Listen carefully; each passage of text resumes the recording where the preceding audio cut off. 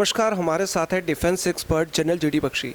Sir, the Namo पत्रिका में आपका स्वागत है। सबसे पहले इस ऐतिहासिक पल जो ऑपरेशन हुआ उसके लिए हम आपको बधाई देना चाहेंगे। सर, जो ये ऑपरेशन हुआ, देश इसके बारे में जानना चाहता है, कैसे कैसे इसकी रूपरेखा बनी और कैसे इसे अंजाम तक पहुंचाया गया। सबसे पहले तो मैं आपकी पत्रिका को बधाई देना चाहता हूं। आप आज आगाज़ कर रहे हैं और एक शानदार जीत से आगाज़ कर रहे हैं, तो ये प्रोफेटिक है। मुझे पक्का यकीन है कि आपकी पत्रिका दिन दुनी रात चौगुनी उन्नति करेगी।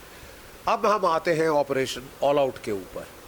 भारत के सैन्य इतिहास में ये एक बहुत शानदार ऑपरेशन गिना जाएगा हमेशा। ये पहले भी वैसे क्रॉस बॉर्डर ऑपरेशंस हुए हैं, लेकिन प्लीज़ समझिए, ये पहला क्रॉस बॉर्डर हेलिबोर्न ऑपरेशंस है जो हमारे स्पेशल फोर्सेस ने किया है under the direction of the highest leadership, जो हमारे नेशनल सिक्योरिटी एडवाइज़र की सुपरविजन देख रेख में ये एक coordinated intelligence air force army operation किया गया है। जो पहले इस प्रकार के ऑपरेशन थे, ऑपरेशन गोल्डन बर्ड जो कि 2005 में हुआ, उसके पहले 1996 में ऑपरेशन हुए हैं, वो सब खुट्टा ग्राउंड ऑपरेशंस थे जो कि लिमिटेड डेप्थ तक गए थे और जो कि म्यांमार की फ़ौज के साथ किए गए थे। वो स्पेशल फोर्स ऑपरेशन नहीं कहे जा सकते सही मानों में, जिस प्रकार से ये हेलिबोर्न स्पेशल फोर्सेस ऑपरेशन गया। इसमें सर, भारत सरकार और मोदी जी का आप कितना रोल मानते हैं? देखिए, अगर आपको cross border special forces operation करना है जो कि दूसरे देश के इलाके में जाता है, इसका क्लियरेंस हाईएस्ट पॉलिटिकल अथॉरिटी यानी पीएमओ से आना होता है। और इस ऑपरेशन के अंदर ये क्लियरेंस हमने प्राइम मिनिस्टर ऑफिस से, प्राइम मिनिस्टर साहब ने खुद व्यक्तिगत रूप से ये ऑपरेशन की क्लियरेंस दी। इसका परिप्रेक्ष्य समझना अनिवार्य है। पिछले 10 सालों से, वो छोड़ दीजिए, पिछले 30 सालों से भारतवर्ष लगातार टेररिस्ट के हाथों खून खच्चर जो है हमारा होता रहा है। हमारे देश के अंदर आईएसआई की दखलंदाजी का दौर सन 1980 की दशक में पंजाब में शुरू हुआ था। 10 साल के आतंकवादी कहराम के दौरान हमारे 21,000 नागरिक पंजाब में शहीद हुए, फौजी, सिविलियन। इसके पश्चात पाकिस्तान ने 20 वर्ष कोहराम मचाया जम्मू कश्मीर में। 44,000 हमारे भारतीय नागरिक, फौजी, सैनिक, पुलिस वाले शहीद हुए हैं अभी तक जम्मू कश्मीर की वादी के इलाके में। उसके बाद तो पाकिस्तान ने साहब खुल सिम कर दिया पूरे भारतवर्ष में।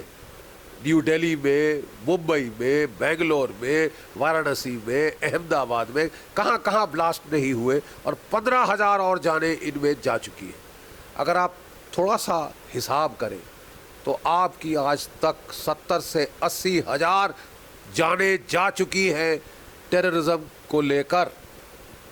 सवाल सीधा उठता है, जवाबी कार्रवाई में आपने क्या किया? What costs have you raised for Pakistan? What costs have you raised for the perpetrators of these terrors? और खासकर पिछले 10 सालों में तो आपकी जो पूरी की पूरी जो तवज्जो रही है वो दूसरी गाल किस तरह आगे की जाए, दूसरी चपेड़ कैसे खाई जाए, कैसे एक सॉफ्ट पंचिंग बैग बन जाए। आप अपने देश का एक पंचिंग बैग बना दिया है आपने टेररिस्ट का। यहाँ तक कि एशले टलिस ने कहा कि भारत तो एक स्पंज है जो सारी टेररिस्ट कैजुअल्टीज झेल रहा है अमेरिका के लिए। अब साहब, क्या हमारा ये काम है? और क्या जवाब दिया हमारी पिछली सरकार ने इसका, सिवाय अमेरिका को गुहार लगाने के कि हमें बचाओ, पाकिस्तान को रोको, सिवाय पाकिस्तान की अदालतों में गुहार लगाने के लिए, डोजियर पे डोजियर भेजने के लिए। अरे साहब, बकवास की भी कोई हद होती है, बेशर्मी वाहियात पने की भी कुछ हद होती है। कितना सहेगा ये देश? ये देश में आक्रोश की लहर उठ रही थी और the country was looking for a psychological catharsis. ये ऑपरेशन अनिवार्य था, ये ऑपरेशन करना बहुत ज़रूरी हो गया था। पिछले 3 महीनों में Khaplang group, NSCN Khaplang group ने 14 साल का सीज फायर तोड़ दिया, ठोकर मार के लात की, और 3 महीनों में 3 बड़े एम्बुश किए। आखिरी एम्बुश के अंदर हमारे 18 जवान शहीद होते हैं। ये कोई मजाक है क्या? Is this some kind of a joke? What is this country to be reduce to? इसके लिए हिट बैक करना जरूरी था. It was essential to hit back and send a clear message. एक क्लियर संकेत देना, संदेश देना जरूरी था. Indians are not for killing. आप भारतीयों का आखेट नहीं कर सकते यहां आके. कोई शिकार का लाइसेंस किसी ने नहीं दिया आपको कि आप जब चाहे भारतीय सिविलियन मारे, जब चाहे भारतीय सैनिक मार डालें और उसके बाद हमारे सैनिक मार के आप सीमा पार करें और जाके पार बैठ जाएं और हमें ठेंगा दिखाएं. आपका अंगूठा तोड़ दिया जाएगा. ये क्लियर संकेत है, डोंट मेस विद अस. ये क्लियर संकेत है, don't mess with us. If you kill Indians, either civilians or soldiers, you should be prepared for the consequences. You should be prepared to pay a cost. आप ये नहीं सोच सकते कि आप हमारे भारतीय खून को बहाकर अब सीमा, किसी सीमा को पार करके आप आराम से बैठ जाएंगे. हम आपको खोज निकालेंगे, हमारी सशस्त्र सेनाएं आपको खोज निकालेंगी, आपको मार गिराएंगी. You will be brought to justice, to Indian justice, because you have killed Indians. ये बहुत जरूरी है. तेजिंदर, मैं आपको कहना चाहता हूं, ये बहुत ओवरड्यू मैसेज था. ये जो गन फायर गूंजा है, जो गोलियों की आवाज म्यांमार में गूंजी है, वो इस्लामाबाद और बीजिंग तक सुनाई दी गई. वो गूंज रही है इस्लामाबाद और बीजिंग में, और बौखला गए हैं इस्लामाबाद के सरगना वहाँ पे, जो कि बहुत ही घबराए हुए, अब विचलित लग रहे हैं. जबकि भारत ने ये क्लियर मैसेज और ये क्लियर संकेत दिया है, शब्दों से नहीं, कार्य की शैली से, अपने काम से, अपनी गोलियों से ये संकेत दिया है. और जिस ग्रुप ने, खापलांग NSCN खापलांग ग्रुप और KYKL ग्रुप, जिन्होंने मिलकर ये हत्याकांड किया था, हमारे 18 सिपाहियों की जान ली थी, इन दो ग्रुपों के कैंप्स के ऊपर पिन पॉइंट हमला हुआ है. और सुनने में आ रहा है कि 30 तो कंफर्म्ड कैजुअल्टीज हैं, कैजुअल्टीज 50 तक हो सकती है. तो 18 और 50 का गणित आप खुद कर ले तो लोग समझ जाएंगे. समझने वाले समझ गए हैं, ना समझे वो अनाड़ी है, और ऐसे अनाड़ियों को हम अब समझाएंगे अच्छी तरह से. सर, कुछ लोग हैं, चाहे वो पत्रकारिता जगत से हो, ट्वीट भी कर रहे हैं, और चाहे वो विपक्ष का दल हो, कि मोदी जी अपनी इसको बहादुरी की वो नहीं देनी चाहिए. किसी कंट्री की सोवरेनिटी को आप लांघते हैं, उसकी कंट्री की सोवरेनिटी को आप उल्लंघना करते हैं, और आपको छाती नहीं अपनी पीटनी चाहिए. तो इसको आप कैसे लेते हैं? ये महज बकवास है. इस प्रकार के ऑपरेशंस हाईएस्ट लेवल पे कोऑर्डिनेट किए जाते हैं हर देश में, हर डेमोक्रेसी में. अमेरिका में, अमेरिका के राष्ट्रपति ओबामा खुद बैठे थे ऐसी प्लानिंग सेशंस के ऊपर, जो कि ओसामा बिन लादेन को मारने के लिए जो सील्स का ऑपरेशन था, उस पर कौन बैठता था? कहाँ उसकी मीटिंग डिस्कशंस होती थी? व्हाइट हाउस में, प्रेसिडेंशियल पैलेस के अंदर, व्हाइट हाउस में ये डिस्कशन होती थी, जिसमें कि ओबामा बैठते थे, उनके राष्ट्रीय सुरक्षा सलाहकार बैठते थे, CIA के हेड बैठते थे, फौजों के वहाँ कमांडर बैठते थे, स्पेशल फोर्सेस कमांड के जो अगुआ हैं वो वहाँ पे होते थे. ये टॉप एपेक्स लेवल पे प्लान किया जाता है. ये मजाक नहीं है. ये कंट्री के हाईएस्ट लेवल पे ऐसी प्लानिंग हर प्रजातांत्रिक प्रणाली में होती है. अगर पिछली जो हमारी सरकार थी उसने अपना ये दायित्व ही खो दिया था, छोड़ दिया था, भूल गई थी, तो ये किसी और की गलती नहीं है. सही तरीके से चल रही है ये सरकार, और ये एपेक्स पे लेवल पे इसकी प्लानिंग होती है. एपेक्स पे इसकी प्लानिंग की गई. देखिए, 4 जून को ये हत्याकांड हुआ. उसी दिन हमारे आर्मी चीफ जनरल दलबीर सुहाग वो उड़ के वहाँ पहुँचे. आप जानते हैं कि वो जो है 3 कोर के कमांडर रह चुके हैं. जिस क्षेत्र में ये ऑपरेशन हुआ है वो ईस्टर्न आर्मी कमांडर रह चुके हैं. उन्होंने खुद जाके स्थिति का जायज़ा लिया और इन प्लान्स की प्लानिंग शुरू कर दी. हमारे राष्ट्रीय सुरक्षा सलाहकार श्री अजीत डोवल कीर्ति चक्र, जो कि एक हैंड्स ऑन ऑपरेशंस मैन है, जो कि हमारे इंटेलिजेंस ब्यूरो के चीफ रह चुके हैं, जिन्होंने ऐसे बहुत सारे खुफिया ऑपरेशंस में पर्सनल ग्राउंड पे हिस्सा लिया है. और जिनको कीर्ति चक्र से सम्मानित किया गया है, वो आजकल हमारे रक्षा सुरक्षा सलाहकार हैं।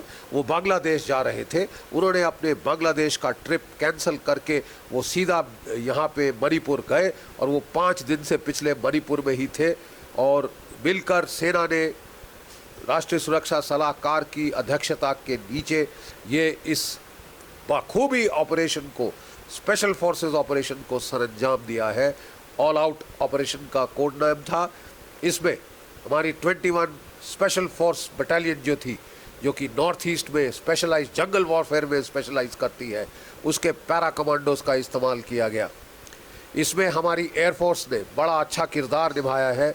हमारे Mi-17 जो कि एयरफोर्स के हेलीकॉप्टर्स हैं, वो इस ऑपरेशन में लगे हैं। हमारे एडवांस लाइट हेलीकॉप्टर्स इस ऑपरेशन में उन्होंने हिस्सा लिया।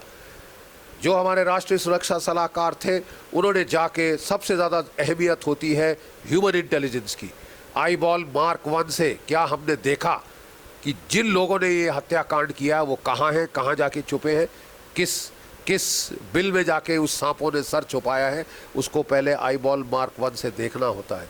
उसके बाद हमारे जो UAV हैं, जो कि अनमैन्ड एरियल व्हीकल्स, यानी कि जो हमारे इजरायली सर्चर ड्रोन जो भारतवर्ष ने खरीदे हुए हैं, उनको वहाँ भेजा गया। फोटोग्राफी की गई इन 2 कैंपों की, एक्चुअली 3 कैंप थे, लेकिन 2 कैंपों की वहाँ फोटोग्राफी की गई और पूरा जो लास्ट डिटेल्स थे वो चेक किए गए। उसके बाद हमारे अंदाज के मुताबिक वहाँ पे सर्वेलेंस टीम भेजी गई होगी, जिसने कि इस पूरी इलाके को कड़ी नज़र के नीचे रखा होगा कि कौन आ रहा है, कौन जा रहा है, आने जाने का पैटर्न। और उसके बाद 9 तारीख की जो है सुबह 3 बजे हमारे हेलीकॉप्टर्स जो हैं वो पार गए हैं। हमारे पैरा कमांडोज को उन्होंने ड्रॉपिंग पॉइंट पे, ड्रॉपिंग जोन पे उतारा। वहाँ से वो बड़ी मुस्तैदी से उन्होंने जो टारगेट के साथ प्रॉक्सिमिटी हासिल करी और अचानक साइलेंट हमला किया, धावाकार उसके ऊपर किया और वहाँ पे 30 से 50 तक की कैजुअल्टीज़ होने का अंदेशा है। और जो पिन पॉइंट अटैक किए गए उन 2 कैंपों से, जहाँ से कि ये नापाक हरकत की गई थी, जिन्होंने हमारे जवानों की लाशें गिराई हैं, उनको गिरा दिया गया है। उनको क्लियर मैसेज भेज दिया गया है, don't mess with us, don't mess with the Indian army. आपको सौदा महंगा पड़ जाएगा, ये हम बताना चाहते हैं। तो नॉर्मली जो ऐसा ऑपरेशन होता है, जब वो कंडक्ट हो रहा होता है, वो टॉप सीक्रेट होता है। एक बार वो उसका कंडक्ट हो जाता है और उसकी जो डिग्री ऑफ सिक्योरिटी लेवल उसको नीचा किया जाता है, एक प्रजातंत्र में उसे सार्वजनिक किया जाता है, ताकि वो एक क्लियर संदेश भेजे और टेररिस्ट ग्रुप्स को, तमाम टेररिस्ट ग्रुप्स को दुनिया भर में, कि हिंदुस्तान के ऊपर आंख मत उठाओ, आंख बाहर निकाल ली जाएगी। वो तभी आप दे सकते हैं जब आप उसको सार्वजनिक करें। जो कि आपका ऑपरेशन था ओसामा बिन लादेन को मार डालने के लिए, जो अबाटाबाद में चलाया गया, क्या वो अमेरिकन टेलीविजन पे आपने नहीं देखा? क्या आपने उसके ऊपर मूवी नहीं देखी है? ये क्या बकवास है कि साहब इसके बारे में बातचीत नहीं करनी चाहिए, इसे पर्दे के नीचे डाल देना चाहिए, इसे कारपेट के नीचे छुपा देना चाहिए, इसे अंधेरी कोठरी में बंद कर देना चाहिए ताकि सेना को कोई श्रेय ना मिले। सेना को श्रेय कैसे मिलता है? बाय पब्लिक एक्नॉलेजमेंट कि सेना ने क्या जोखिम भरा काम उठा के किया है और क्या करके दिखाया है। जो करके दिखाया है आपको उसको समझना चाहिए। केवल 5 दिन के अंदर सेना ने पलटवार किया है, हेलीबोन ऑपरेशन किया है। मैंने आपको बताया कि ओसामा बिन लादेन को मार डालने के ऑपरेशन के अंदर आपकी जो अमेरिकन सील्स थे, उन्होंने महीनों रिहर्सल करी, टारगेट के उन्होंने जो है मॉकअप बना के उनके ऊपर रिहर्सल करी बारंबार। फिर भी जब उन्होंने ऑपरेशन लॉन्च किया, ये इतना कॉम्प्लेक्स ऑपरेशन होता है हेलीबोन ऑपरेशन, कि आपको जो है वो वहाँ पे उनका एक हेलीकॉप्टर ग्रस्त हो गया, टकरा गया और काफ़ी अड़चने उनको आई। और ये ऑपरेशन में जो आपने किया है, आपके किसी लड़के को खरोच नहीं आई है और 30 से 50 लाशें आप वहाँ गिरा के आ चुके हैं। इससे ज़्यादा शानदार क्या ट्रिब्यूट हो सकता है प्रोफेशनलिज्म को? हमारे 21 स्पेशल फोर्स के जो ऑफिसर्स और जवान, JCOs जवान, जिन्होंने इस बेहतरीन ऑपरेशन, शानदार ऑपरेशन में हिस्सा लिया है। हम सब उनको सलाम करते हैं। और हम जो पुराने भूतपूर्व सैनिक हैं, उन्होंने हमारी छाती गर्व से, हमारा सीना चौड़ा कर दिया है। और 56 इंच की छाती अब आप नाप सकते हैं। सर, पाकिस्तान इस ऑपरेशन के बाद बुखलाया हुआ दिख रहा है। परवेज मुशर्रफ हो या पाकिस्तान के और सैन्य अधिकारी हो, वो ये कह रहे हैं कि भारत ये गलती पाकिस्तान के साथ ना करे। ऑपरेशन म्यांमार में हुआ है, लेकिन पाकिस्तान में उसकी आवाज़ आ रही है। उसको आप कैसे लेते हैं? देखिए, ये जो बौखलाहट आप पाकिस्तान में देख रहे हैं, ये डर और दहशत से पैदा हो रही है। काउंटर टेररिस्ट ऑपरेशन, दहशत का जवाब दहशत होना चाहिए। इस ऑपरेशन का मकसद, इसको पब्लिसाइज करने का मकसद दुश्मन में दहशत डालना है। ऐसे टेररिस्ट ग्रुप्स के अंदर ये अंकुश डालना है कि ये लो कॉस्ट नो कॉस्ट नहीं होगा। अब आपके लिए आपको कीमत चुकानी पड़ेगी, और कीमत बहुत भारी हो सकती है। क्या कहना चाहते हैं पाकिस्तान के सरगना? क्या किसी ने ठेका दे रखा है उनको कि वो जब चाहे हिंदुस्तान में टेररिस्ट ऑपरेशंस कर सकते हैं? हमारा संकेत क्या है? हमारा मैसेज क्या है? हमारा मैसेज है कि अगर कोई भी हमारे देश में इस प्रकार के टेररिस्ट ऑपरेशंस करता है, हमारे सिपाहियों की जान लेता है, हमारे बेकसूर नागरिकों का शिकार करता है, तो उसे कीमत चुकाने के लिए, और भारी कीमत चुकाने के लिए तैयार होना चाहिए। क्योंकि अब हम दूसरी गाल आगे नहीं करेंगे। We have had enough. Bharat के लोगों के सब्र का बांध टूट चुका है। भारत के लोगों के सब्र का बांध टूट चुका है। We are not prepared to accept this arrant nonsense. बहुत हो गया, अब दिस इज टू मच। और अब टाइम है हिट बैक करने का, स्कोर बराबर करने का। ये मैसेज पाकिस्तान को दिया गया है। पाकिस्तान वाले क्या कहना चाहते हैं? अगर वो शांति चाहते हैं तो इलाज बड़ा सीधा है। हमने कहा है, अगर, क्या कहा है, अगर आप टेररिस्ट ऑपरेशंस करेंगे, 26/11 दोबारा करने की कोशिश करेंगे, आपको कीमत चुकानी पड़ेगी। आप शांति चाहते हैं, आप बंद कर दीजिए, आप ना करिए। Who is asking? कौन? हम ये तो नहीं कह रहे कि जो कुछ भी है हम आपसे लड़ाई करेंगे। हम कह रहे हैं कि बेवजह हम लड़ाई नहीं करते। लेकिन अगर आपने इस प्रकार की टेररिस्ट वारदातें फिर करी, तो अब आपको कीमत चुकानी पड़ेगी। आपने ट्रेलर देख लिया, फिल्म देखना चाहते हैं वो भी दिखा देंगे। अच्छा, दूसरी बात हमें बार बार बताया जा रहा है, और जब भी इनकी जान की बन आती है और इनके मुंह से झाग निकलनी शुरू होती है, तो ये इनको न्यूक्लियर बम याद आते हैं, और हमें ये न्यूक्लियर बमों की धमकी देना शुरू करते हैं। अरे साहब, बच्चों का खेल नहीं है, किसी और को डराइए। हमें मत बताइए कि आप बम लेके बैठे हैं और आप जैसे मर्जी फेंक देंगे। हम यहाँ खाली हाथ नहीं बैठे। हिंदुस्तान के पास भी सैकड़ों से ऊपर न्यूक्लियर बॉम्ब्स पड़े हैं, और वो ज़्यादा मेगा टनेज के हैं आपसे, ज़्यादा किलो टनेज के हैं आपके बमों से। और खासकर पश्चिम पंजाब खलास हो जाएगा। वहाँ एक फसल नहीं होगी अगले 20-30 साल तक, और आपकी जून मिट जाएगी अगर आप ऐसा दुस्साहस करेंगे। हम तो फिर भी बच जाएंगे, हम तो फिर भी रहेंगे, क्योंकि हमारा देश आपसे 5 गुना बड़ा, साइज ही बड़ा है, और आपका आर्सेनल हमारे केवल 5% लोगों को कर सकता है।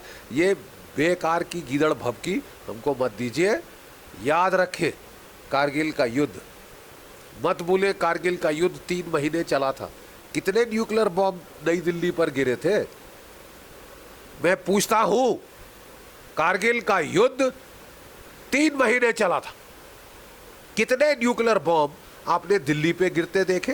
तो हमारे देश में एक जो कायर तत्व है, वो बार बार हमें डरा रहे हैं कि आपके पास कोई विकल्प नहीं है सिवाय चुपचाप बलियां देने के, नरबलियां देने के। जितने सिर काटना चाहते हैं काट ले दीजिए, नहीं तो हमारे पे एटम बम गिर जाएगा, भाड़ में जाएं। ऐसे लोग नपुंसक है ये लोग। एक तो लड़ नहीं सकते, दूसरों को लड़ने नहीं देते। आप जो सेना है आपकी, उसको अपना काम करने दीजिए। जो नेतृत्व है आपका, उसको अपना काम करने दीजिए। और ये पाकिस्तान की गिदड़ भभकी नहीं चलेगी। ये ना कारगिल के युद्ध में चली थी, ना उसके न्यूक्लियर बमों से हम तब डरे थे, ना अब कोई डरने वाला है। और अगर वो समझते हैं कि क्योंकि उनके पास न्यूक्लियर बम है, उनको एक लाइसेंस मिल गया है कि वो अगले 1000 साल तक हमारे लोग मार सकते हैं, तो दे कैन। सर एक लास्ट क्वेश्चन आपसे पूछना चाहेंगे, जैसे कुछ विपक्षी पार्टियां के लीडर हैं वो इंटरनेट पे भी ट्वीट कर रहे हैं और ये कह रहे हैं कि इस तरह के ऑपरेशन तो पहले भी होते रहे हैं, तो कुछ इस सरकार ने कुछ नया नहीं किया या सेना ने कुछ नया नहीं किया, तो उस तरीके से इसको छोटा करके दिखाने की कोशिश कर रहे हैं और ये कह रहे हैं ऐसा तो पहले भी होता रहा है और हम 1995 में 2005 के उदाहरण दिए जा रहे हैं। तो इस पर लोग जानना चाहते हैं कि सच्चाई क्या है। देखिए साहब, पहले वो थोड़ा सा सैनिक इतिहास पढ़ लें और समझ लें। इसी सेना के बारे में हमारे लोगों को, खासकर सिविलियन को कख नहीं पता। मैं आपको बता रहा हूँ, यस पहले क्रॉस बॉर्डर ऑपरेशंस हुए हैं, लेकिन cross border heliborne special forces operation pin point in this depth ये पहला है। For God sake understand this. ये हेलीबॉर्न ऑपरेशन और खुट्टा खुट्टा ग्राउंड ऑपरेशन में जमीन आसमान का फर्क होता है। हेलीबॉर्न ऑपरेशन स्पेशल फोर्सेस द्वारा किया जाता है, पिन पॉइंट इंटेलिजेंस पे किया जाता है, गहराई में किया जाता है। वो जो ऑपरेशन थे हमने देखा है, हम लोगों में से काफियों ने उसमें हिस्से लिए हैं। हमें मत सिखाइए, डोंट टीच अस। आप ऐसे सिविलियंस को बेवकूफ़ बना सकते हैं ऐसी आधी कच्ची धारणाओं से, लेकिन आप हमें नहीं सिखा सकते। ये पहला हेलीबॉर्न ऑपरेशन है ट्रांस बॉर्डर पीरियड। पहले समझिए, सैनिक टैक्टिक को समझिए, उसके बाद इस तरह की ऊल जलूल बयान दीजिए। Thank you so much sir.